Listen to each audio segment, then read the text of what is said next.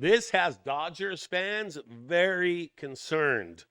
Indeed. You got these two Dodgers mean so much to the Dodgers when it comes to winning. We're going to tackle that story. This Dodger pitcher said it's the worst year of his entire career and 15 games left. The Dodgers looking to finish on top and the GOAT on the hill today.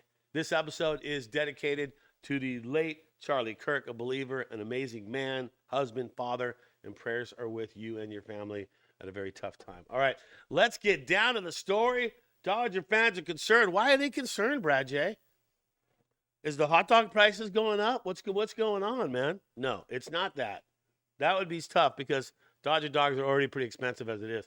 But here's the deal. These two Dodgers mean so much to the team. And, of course, after just getting Max Muncy back, dude gets hit by a pitch. And, okay, many times as I've watched this, I just think that there might be a little intentional thing there, but whatever. I don't want to get into that. But let's get into the story about Max. Here's the deal. Max Muncy injury update. Biggest concern this season has been his availability. This is out of Dodger Nation, by the way. His momentum once again halted Friday night during the series opening against the hated Giants after being struck by a pitch from Giants left-hander Joey Lucchesi in the top of the 8th inning with a fastball to the wrist. Just didn't like that. Thought that was a little inside on purpose. He was checked out immediately by trainers along with manager Dave Roberts and ended up staying in the game. Well, not for long because he was removed in the bottom half of the inning and replaced by teammate Miggy Rowe at third base. The Dodgers announced post-game via Roberts that the x-rays did come back negative, so that's good. And Muncy would likely return to the lineup on Saturday. So we're hoping, fingers crossed, prayers are out there, man. We need Max Muncy. Definitely. That dude, you got to think about Max Muncy means so much to the team, for the team's success, too, especially not having third base du jour. And, we don't even know who's playing third base. You need Max out there. His defense has stepped up in the last few years, and obviously his offense and being able to get on base. We like to see that. All right. The next Dodger I want to talk about, Will Smith, scheduled to play, but then did not play. Other news, all-star catcher Will Smith didn't play on Friday, but was available off the bench. The foul ball left him dealing with a right-hand contusion. The backstop missed his 4th straight game, but rumor has it he will not be going on the injured list. So that is something to look forward to, right? We don't want to see him going on the injured list. Let's look at the schedule for the Dodgers. What do they got left? Well, got to play the Giants tonight with the GOAT on the mound, Kersh, looking to save the day. And I want to talk about that preview of that game coming up here towards the end of this. But San Francisco still got to play him 6 times. 6 times. It's the team you got to play the most. 6 games against the Giants, 3 games against the Phillies, 3 against Seattle, and 3 against Arizona. So the one thing the Dodgers have in their ways or on their side is look at the schedule right now. Look at what it is, where they're going to be. I mean, they're only in San Francisco right now. Then they go back to Dodger Stadium for 7 games, and then they just go over to Arizona. And then from Arizona, they go up to Seattle. Then they're done for the season. So the travel looks like it is in their favor, and that's what they got to do. But look, that was a tough loss, right? I want to get into the story on that one in a second here, but you still got to win the series. Look, this is your last 2 games that you're going to be in San Francisco. Win the series. Take both those games. You got the GOAT on the mound. We'll get to that story, too, as well. So that's what the Dodgers need to be looking at. What's the standings looking at right now? Brad J, got them for you. There you go. Dodgers on top. 2.5 games in front of the hated Padres, and the hated Giants are 7 games back. And the somewhat hated Diamondbacks are, 9.5 back. So they're out of contention. And the Rockies, just let's move on from there. So that is what it's looking at. That is what's happening. 2.5 games. Good to see the Padres losing when the Dodgers don't pull something off. That's a good thing. But the Dodgers need to correct that. And this Dodger pitcher is saying that it's the worst year of his career. Hey, subscribe, like, and turn on your notifications if you like what you're seeing here on Dodger Digest. I'm Brad J. Love to have you on. All right. What is the pitcher I'm talking about? You guys all know. You guys all know what I'm talking about. Like in the Britney Spears song, Oops, I Did It Again? That's what Tanner Scott is singing. Again, Tanner Scott. What is with the Tanner Scott? Why is this happening? He really is having the worst year of his career. But that's not phasing Dave Roberts. I'm going to send him out there anyways. I'll teach him a lesson. At some point, putting him in high leverage situations has not been paying off. He's, okay, that wasn't a save opportunity last night, but what is he, blown 10 saves? That's a lot of games, and that one too. And China didn't help by putting a guy on the mound, But to me, it's just like, that's not how would you have ended that game? Yamamoto pitches a gem. And then you get Dreyer comes in, solid too, strikes out 3.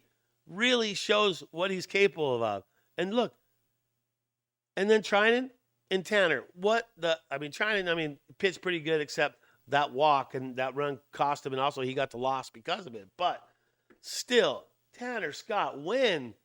If the season and the playoff hopes are riding on you getting in, and he's the guy you're bringing out, and he's the guy blowing saves and blowing ties and just not making it happen.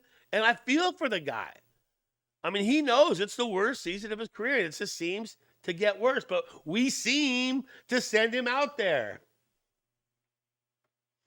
Let's take a look at the lack thereof hitting yesterday. Hey, and Verlander on the mound. Okay. You know he's going to pitch good. There's no doubt about it. But then you've got the offers. You have Ohtani, but Ohtani walked 3 times. You got to give him credit for that right there. So even though finding a way to get on base 3 times, big stuff right there. Well, 2 of them were intentional, I think. But anyways, 0 for 4 for Betts, finally showing that he's human. Freeman had a hit out of 5 at-bats. Muncy had a hit, also had a walk, and then had to leave the game. Rojas did not get up at the plate, but then you look at Teo, 0 for 4. And Conforto contributed a run, a hit, a base on balls. That's all. To get that out of somebody at least, that was good. 0 for 4 for Pages, 0 for 4 for Edman. And Rotvet, I'm telling you, to me, I almost think that Rotvet's the backup going into the postseason. Because, look, he may be only batting what?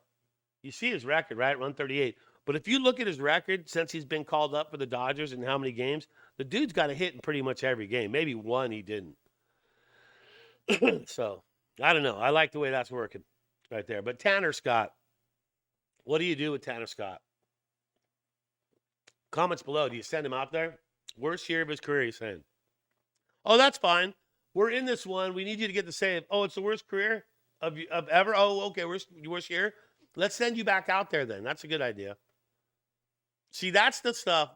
Look, I'm a Dave Roberts fan. I'm not hating on him. Well, I kind of am. But this is the kind of stuff where I'm like, dude, what? High leverage situation. Why are you bringing him in there? I know Vesey had pitched the day before, but he could have still pitched. That's only been 1 game since he's been back. Could he have helped that out? Could he have closed that out? He's been kind of the closer, so I'm just saying. All right. Let's get into 15 games left for the Dodgers, looking to finish on top. And let's take a look at the standings once again. There's your standings with 15 games left. The Giants, they can play all they want. They're trying for the wild card because they're not going to get the division. There's no way that's going to happen. The Padres have been playing crappy baseball as of recent. So 15 games left. What do you think on that one? And then you look at tonight on the mound for the Dodgers, the GOAT, Kershaw, back. Always love that. Look how he's come through. He's had probably one of the best pitchers in August for sure. He's continuing to do good for the Dodgers. And he had, 8 strikeouts in the last game that he pitched? So you got the GOAT, Kershaw on the mound versus Logan Webb. Logan Webb, a 3.12, 14-9. So good record, low ERA, better than Kershaw's. But hold on. This is where I always see people, yeah, but Brad, Logan Webb's on. He's a lights-out pitcher, and no one's going to be able to hit the guy. And the Dodgers can't. This is the stuff I hear. Stop it. Actually, stop it. Because let me tell you, who has had success against Logan Webb on the Los Angeles Dodgers? Let me just go through a list of names of guys that have had success hitting against him. Betts, Call, Freeman, Kike, Teo, Kim, Muncy, Ohtani, Pajes, Rojas, and Rortvet. All of them have had great success facing Logan Webb. So before you start saying Logan Webb's going to be tough, all these guys have hit him before. There is no reason why these guys can't hit him again. And tonight's the night. Let's make it happen. Dodgers looking for victory against San Francisco. Game 2 coming at you. I'm Brad J. That's Dodgers Digest. Subscribe, like, turn on notifications. Always a pleasure having you on the show and joining me every single day. We'll keep it going as you go through the day as we get ready for the Dodgers' next game against the Giants. Think Dodger Blue, and let's go Dodgers.